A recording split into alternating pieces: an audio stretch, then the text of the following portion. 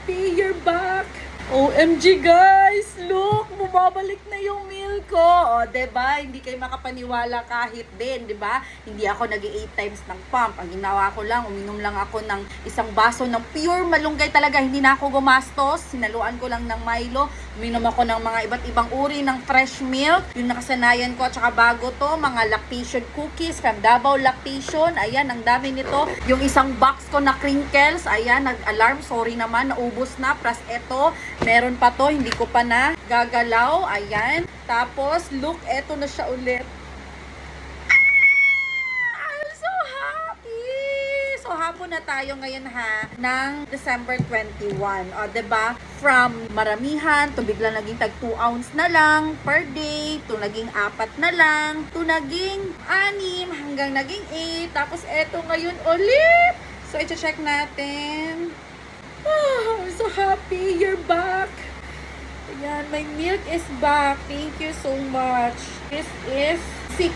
Sa isa pa lang, 6.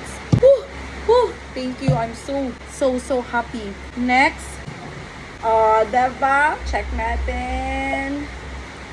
Oh my God, I'm so happy. I'm so happy. I'm so happy. 10. Naka-10 tayo ulit. Gusto kong umiyak. Gusto kong umiyak. Umuulan. Maunang pump pa lang to sa araw na to. Naka-10 ulit ako mga mima ko. I'm so happy. Basta gusto mo talaga mag-produce, ibibigay talaga ni God. Diba? Isipin mo yun. Thank you so much. Naka-10 ounce tayo for today's video. Hi, December 21 ng 11:54 p.m. So, check natin kung nakailang pump na tayo ngayon. Cute sila.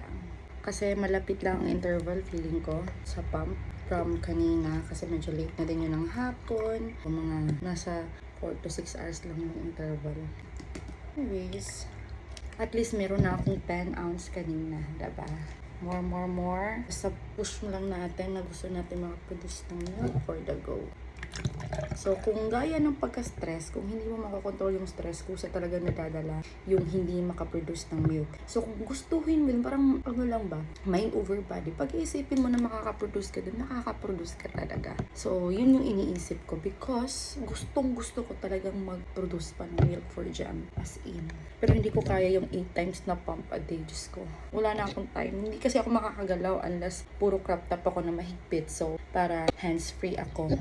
Pero guys, Diyos ko, hindi na masingit talaga sa hindi na masingit sa oras ng trabaho ko. So kung ano lang yung kaya, yun at least nakapag-produce pa rin tayo. So, galing na 10 hours, ngayon naka-pass 4 tayo ng onte.